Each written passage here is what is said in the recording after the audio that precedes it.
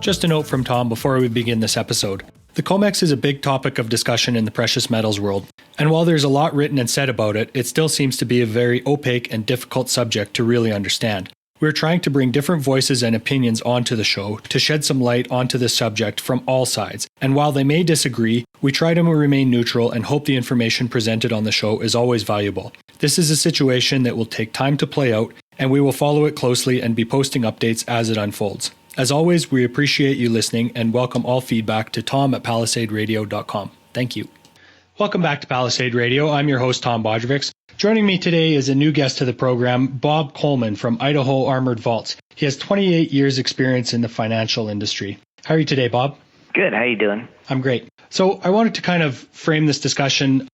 We've obviously done a couple episodes recently on the Comex and really focusing on what could be happening there. And you were gracious enough to reach out to me and provide a different explanation, and one that might be a different way of looking at the data. But I'd like to start off a little bit by getting your thoughts on a story you shared with me earlier about how you really got into the armored vault business by really not seeing a solution that you liked, so you kind of had to build your own, correct?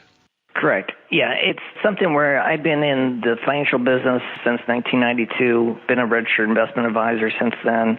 2001, I opened my own advisory business, and then as well as started a hedge fund. 2006, I saw the need for physical metals for client portfolios with the leveraging up of the real estate boom and so forth. And when I started to really inquire about depositories and where to store metals, if I recommended it to clients to buy and purchase that type of thing, I came to the realization very quickly that there wasn't a facility out there that really met all the risk parameters that I had. So I ended up having to create my own depository because of that. It was sort of an eye-opening experience, but it got me really knowledgeable about not just the industry, but actually how to properly own metals, as well as what to buy and how to move them, and the logistics and the insurance side of the business and so forth. So it gave a lot of good insight. And one thing I would like to go through with you on a future episode is all of the considerations towards the best ways to own, store, and also the best pieces of bullion to have.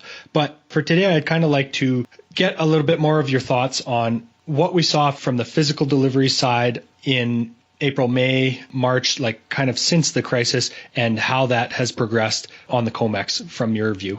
Yeah, obviously when the virus hit in March, it created a lot of confusion and panic, and especially a lot of logistical nightmares, I guess you could say. The industry tends to be more leveraged, unlike the Asian markets where they trade more on the physical side in cash. It's no secret that the Comex as well as the London markets use a lot more leverage and paper-oriented type of trading. And that's primarily because most people that trade the market really don't have the intention of really taking physical delivery. They're there more as a speculator or using it as a hedge against physical positions, that type of thing. So when March rolled around and you had basically this failure to actually obtain physical, it was sort of a perfect storm scenario, because you also had the same time you had the markets melting down, you had the central banks printing money, and there was this sort of wake-up call that says, oh my goodness, we got to start owning some physical metal. I mean, investors really started looking at gold as a safe haven asset rather than relying on the stock market, which was just going straight up. So when that unfolded, you had that perfect storm where you couldn't get the physical metal. You had refiners shut down, mints shut down because of the virus, and you had social distancing and so forth. And an employee gets the virus, they shut the whole place down. So you had a nightmare there. So that extenuated that demand. You know, when people can't get something, that's when they want it the most. So you had that even more push for physical product. And what ended up happening in late March, when you had premiums blow out, basically the liquidity dried up, and you had the New York market front-month futures contract go up severely in price against the London market contract. You had a lot of, obviously, banks that had lost a lot of money on that transaction because they were short the Comex and long the London market, and they didn't move up together. And then that brought in some interesting opportunities amongst arbitrage players. They figured out that they could actually start to take advantage of that premium, that the difference between London and New York. So you started to see metals actually be put onto the Comex and into New York and able to sell against that physical position and capture that wide premium. That was one of the reasons why you started to see a massive amount of physical inventory actually be delivered onto the exchange. So if we saw an out-of-the-ordinary large number of contracts in the open interest category, and all of a sudden the next day we can see that drop nearly to zero, what could that mean? It could mean two different things. It could basically mean that commercial positions are either lightening up, they're closing out contracts, and the reason I say that is typically commercials will be larger. Their larger size positions are more on the short side than the long side, because a lot of times commercials will use their existing inventory, or they'll be hedging their existing inventory, and they'll be using the futures market as a hedging vehicle. And then, of course, on the other side, you have speculators who will be typically long contracts more than short. And when the open interest drops drastically, it could be like a March deleveraging type of event where you have prices go down, margin calls go out, and all of a sudden players, instead of ponying up money, they just simply sell out their position, close out their contract, and that reduces the open interest. So in a way, you and I were talking before the call about the opaqueness and the difficulty that we could have just looking at these numbers. So when we're actually speaking about delivery contracts, you were explaining to me that these are actually contracts for physical metal to be delivered to the Comex, not necessarily metal leaving the quote-unquote vaults, correct? Well, the contracts can go either way, but it's the actions and it's just reading the data. And it just so happened that really since April, and it continues on till today, that the metal has actually been coming onto the exchange. It hasn't been delivered out of the exchange. And you see that with some of the massive amounts of inventory increases, like at the beginning of the year in the gold registered category, which is basically the registered category is where metal that's put on receipt that actually backs the futures contract. That was about 1 million ounces at the beginning of the year that was in inventory in the registered category. At this point, you have roughly about 16 million ounces now in that registered category. And that basically is 15 million more ounces that have been delivered onto the exchange, which is just an amazing amount of metal. So when we're seeing the number of the registered category go up dramatically, that's obviously a sign that there's not necessarily a shortage of metal, correct? Yeah, it's the exact opposite. There's a massive amount of metal that's actually flowing into the exchange. And the problem you run into is, you obviously have the gold market, silver market is extremely emotional, and I'm there too. I mean, I'm a gold and silver investor. I run a gold and silver physical fund. So I totally relate to the frustrations, especially when you see these middle of the night moves and the most illiquid time of the night, and it's like no one would normally ever do that. I mean, there's definitely a lot of hanky-panky and stuff like that. The problem that I get, and you see this a lot, they want to make the Comex into this sort of cookie-cutter mold of manipulation, but what kind of happening versus what they're saying is two totally polar different things going on. For instance, like right now, there's been a big drive since April, since the EF exchange for physical premium blew up and you had massive losses on the bank side. There's this concern that the Comex is going to fail, but what's actually happened is the exact opposite, is a lot of physical players, refiners, and so forth have been dumping metal onto the Comex at record amounts. I mean, you've had the most metal ever on the Comex is sitting there right now. So, for instance, you have over 16 million ounces sitting in the gold registered category, which is the part that backs all these futures contracts, whereas back in 2015, 2016, it got as low as 75,000 ounces. That was one of the lowest points ever. And at the beginning of this year, there was about 1 million ounces that was in that registered category. So this thing has just grown leaps and bounds. And what's happened is refiners have taken their physical metal and instead of selling it on the open market, making product, selling the product for a one-time spread, what they've done is they've taken the metal, shipped it over to New York, put it on receipt, and then basically it's kind of like writing covered calls. So they're just playing the arbitrage game like the banks used to do, except these guys are doing it instead of putting down some money and having a margin account, they're putting down the physical metal as the collateral. And that's why you're seeing these massive deliveries and so forth. These guys are putting millions of ounces onto the Comex, and it really blew up after May, June timeframe. It really started to increase rather rapidly. And so that's the reason for some of these big delivery reports and so forth is the delivery reports are just bookkeeping entries. They don't really mean much because the metal doesn't move anywhere. It just stays there. It just goes from account to account. But what's happening is you're having, like some of these have put you're talking $1 billion worth of gold in one of the vaults there that took in metal over the course of 3 months. All they do is when they put it on the Comex in the registered category, they have to put it on warrant. So they're basically establishing a position, and then what they do is they then sell a contract in terms of the price, and then they play that roll game, and they basically capture the premium versus the London market or their physical product. And so these are the refiners that are doing this?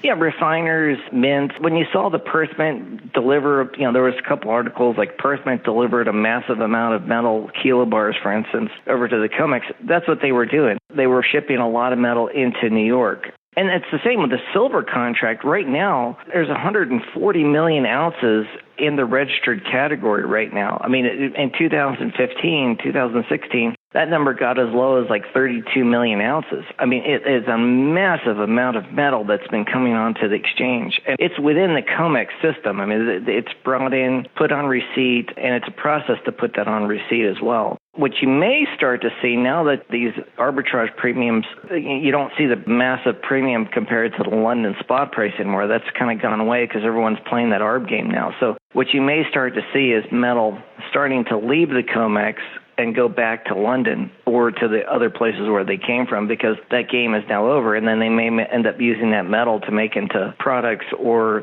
to make it into larger size bars for delivery to central banks or larger players. But that's basically what's been happening. In reality, it's just business as usual, except these guys have realized they're doing what the banks are doing or have done, but they're doing it with their own physical collateral. Interesting. So is it simply because there is such a way to capitalize on this arbitrage play that all of this metal is ending up there right now? Oh, yeah. That's why it's going over there, because back in the early summer, you had $30 premiums that you could capture on an ounce of gold. It may cost $1 or $2 an ounce to ship that product over to New York. And of course, they're doing it on a large scale, so it's all relative. But there's an economies of scale to it. But say it costs them $2 an ounce to ship it over there. It costs them $2 an ounce to ship it back when they're done. But if they can capture, $15, $20, $30 an ounce of ARB premium front month futures contract or the lead month futures contract, they can do that 2 or 3 times during a year. That's some pretty good money versus making the product into a number of different bars and then selling those bars for a spread. Their thinking is that the price of metals are going to rise over time. They're looking at the same market we all do. So they're looking at, the central banks printing money, the interest rates staying low, and institutions getting into the market. And they're seeing the same signs. So for them, they're probably just as bullish as an investor on the metal. And they basically have turned some of their business into kind of like a hedge fund almost, where they're playing the financial engineering side of the market, not just the refinery and manufacturing side. Mm-hmm. Yeah, it's more like they're able to capture far more profit for every ounce than they would be just by one-time sale, right? Exactly. And my theory is that I think that's part of the reason why we have tightness in the retail bar and coin market is it's been very difficult for mints and some of the refiners to make the product. It's like one hand isn't talking to the other. Like the U.S. Mint, there's tons of metal on the Comex. The problem that most people don't understand, and this is where it got confusing, the one who controls the delivery function of the Comex is the seller of the contract. It's not the buyer. So the buyer can stand for delivery all day long, and he may not get 1 ounce of metal because it's the seller that executes that side of the contract to deliver the metal onto the exchange and to release the warrant to a buyer, and that buyer then takes delivery. That's the key to the Comex, and most people don't understand that. So, you may see all these people that short, like the commercials that short the contracts, they may have physical metal that's actually backing that up, and all they're doing is playing the other leg of their transaction. They're just shorting a contract, and then they're planning to roll that out and then short the next one and continually try and capture that premium. That's been the game of the banks forever. It's just that the problem they ran into is when March happened and liquidity just dried up, when they went to go buy their contracts back that they were short, there was nobody to sell to them or to, so they could close that contract out. So everything went limit up like an offer almost. It kind of acted in reverse. There just wasn't any liquidity to get out. So it's like a short squeeze almost. And it just blew the premium right through the roof, and that's where these guys lost a fortune. But that's kind of the critical area that most people just simply don't understand. And that's the one part that most people don't really realize, that the seller actually dictates they initiate that transaction. It's odd because as all this metal has been coming onto the market, I think what you're seeing is that there's a change of almost a physical collateral type of exchange versus a speculative hedging exchange. I think if these sellers decide to actually just simply let go of the metal, it could be like the Shanghai exchange. But what I'm being told right now is some of the big refiners are starting to pull metal, or they're looking to pull metal and take it back to London, and there's big players there that are going to take delivery over in London. But it's the way the business is working right now. It'll probably change, but you just have to look at the inventory numbers, and they're just massive, absolutely massive. Yeah, it's interesting because that kind of makes me think and wonder, do you guys sell bullion as well?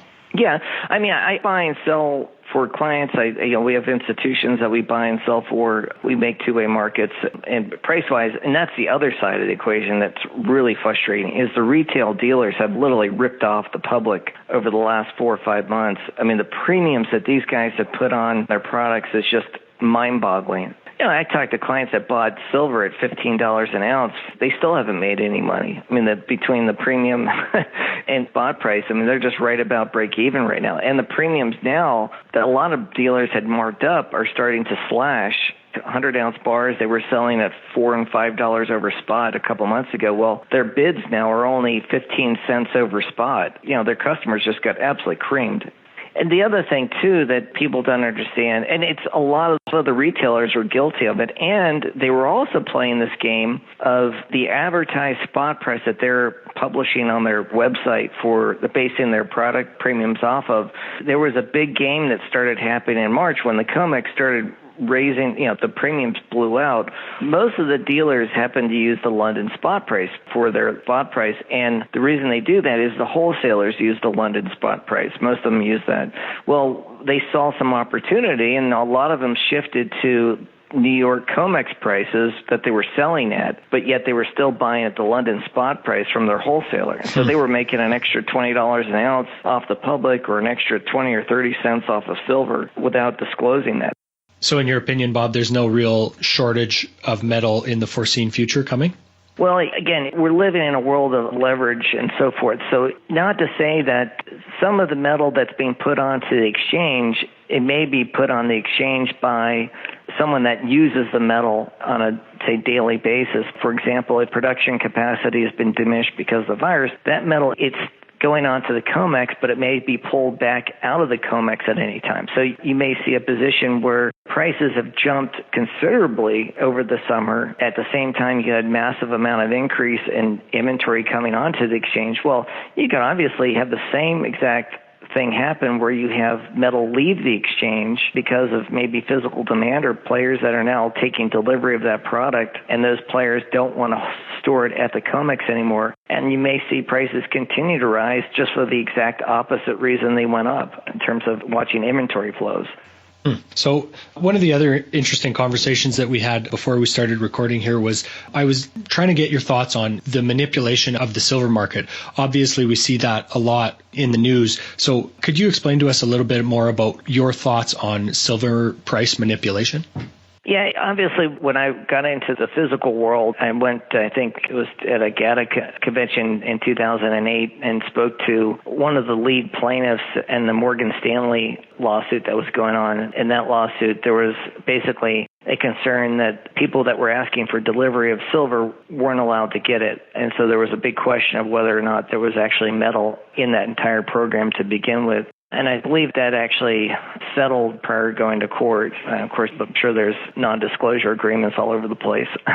But it kind of woke my eyes up a little bit to the world of physical metals, to the world of leverage, and how we live in a world that is paper-driven and not necessarily driven on the fundamentals of actual physical supply and demand. And that's what kind of caught my eye to get into the physical world altogether, because the reality, there isn't enough metal out there. If you had all of a sudden, institutions the public wakes up and says, we got to own some silver or some gold, and you start to see allocations of their portfolios rise from a 0.5% to 5% or whatever the number may be. Because I believe in 1980, I think the average allocation amongst institutions was around 5%. So if you have that happen, it didn't take a rocket science to figure out that you better buy the metal ahead of time, because once that starts to unfold, it'll be very difficult to get. And of course, you roll forward in 2008, you had a big drop in the markets, and all of a sudden you had a big wake-up call for physical metal, and it was very difficult to get. And of course, we had the same exact thing happen in March, where you had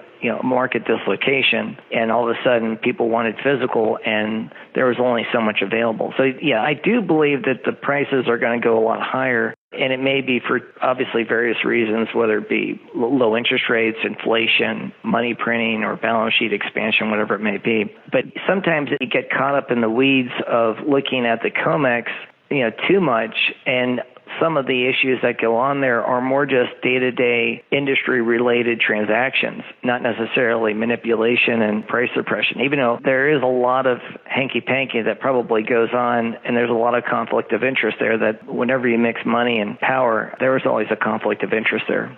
So if we take the Scotiabank debacle recently, they were fined $127 million because of specific fixing of precious metals prices, as they put it. What category would you put that in? Is that one of the power plays? They could have been trading for their own proprietary account. They could have been trading for users or manufacturers of metal that are trying to, for instance, manufacturers that need the metal for production purposes. There would be obviously a benefit for them to try and get the metal, as much of it, at the lowest price possible, not knowing what the conditions that Scotia Makata was trading for. But that may have just been working for the customer and trying to appease that customer. So obviously it's hard to, unless we have all the documents and we're privy to all that inside information, it's hard to speculate across the board if it's specifically for the bank working on its own behalf or working on behalf of customers, that type of thing. Perfect. Another thing that you and I were talking about is your thoughts on the risk of confiscation of physical gold and silver going forward. Yeah, to me, the idea of true physical confiscation, I don't see happening in the U.S. We're just not living in it. Unlike 1933, we're not living in a gold era or gold-backed financial system, and we're not walking around with gold coins in our pockets. What I do see, though, is confiscation by taxation, basically using inflation and taxation to diminish either purchasing power or one's overall principle of their investment. That's more of a concern for me. Excellent. And another thing that we should take into consideration when thinking about gold or silver, you were sharing with me your thoughts on the leverage of silver in an inflationary environment versus gold and why one might be better than the other, right? Yeah, I mean, certainly silver is a much smaller market. So when money rushes into that type of size of a market, it tends to push prices, much greater than obviously like the gold market, which can absorb larger quantities of money. It's just a bigger market. And with silver, it's been so suppressed in price relative to gold via the gold-silver ratio that I think investors will see, on a historical basis, silver for 500 years was trading 10 or 15 to 1 or 20 to 1 as a normal ratio, and it's naturally in the ground, on a 10 to 1 basis compared to gold. There isn't really a real reason why it should be trading at 100 to 1 or 70 to 1. Those are very historically high numbers. And so you may see a push for investors to say, hey, listen, well, maybe silver, there's some value there relative to gold. I'd rather put my money with silver. And that's what we've been seeing. The industry has been seeing, especially on the physical side, a continued attraction into silver, physical silver versus gold. I mean, the premiums have stayed elevated on silver products, and whereas on gold, those premiums have eased off a bit. Perfect, Bob. Do you have any concluding thoughts as we wrap up here? Just for people that are interested in metals, to really understand, educate yourself, read as much as you can, talk to as many people as you can. Don't be afraid to ask questions. You can feel free to give me a call or send me an email. We're certainly open to try and help educate people in this area. To me, the investors can understand the asset class that they want to invest in that much more. It'll help them ease their questions and concerns. For instance, when you start seeing price volatility enter the market and then questioning, when prices go up, everyone's happy. But when prices start to contract or go sideways, that's when people start to ask the questions. If you can ask those questions ahead of time, you'll be a lot more comfortable in your investment. So what's one of your go-to explanations when the price starts to dip a little bit? You just ask yourself, has anything changed fundamentally? Has there been any differences? Is this sell-off more because of the overall financial system that's been levered up? Is there a change in character? For instance, like in March, you had a true deleveraging event. You had the economy coming to a complete halt. Well, in today's world, you're watching central bank actions. You're watching for them to say, okay, we're not going to keep interest rates at zero anymore. We're going to start raising them. Well, they're not doing that. And the government's not going to stop printing money or spending money, I should say. So you don't have any true change. And what the actions they continue to lead on to believe is that they're going to continue to expand the balance sheet or cap interest rates, which will be inflationary down the road. And that's one of the reasons why we look at precious metals is to retain purchasing power. Excellent, Bob. We can find more from you at Profits Plus ID on Twitter and also goldsilvervault.com, correct? Correct. Excellent. Thanks for your time today, Bob. Thank you. This podcast is for general informational purposes only. Nothing on this podcast should be taken as investment advice. Guests on this show are not compensated for their appearance. Listeners are urged to educate themselves and make their own decisions. Do not base any investment decisions on the information contained. To view our full disclaimer, please visit our website.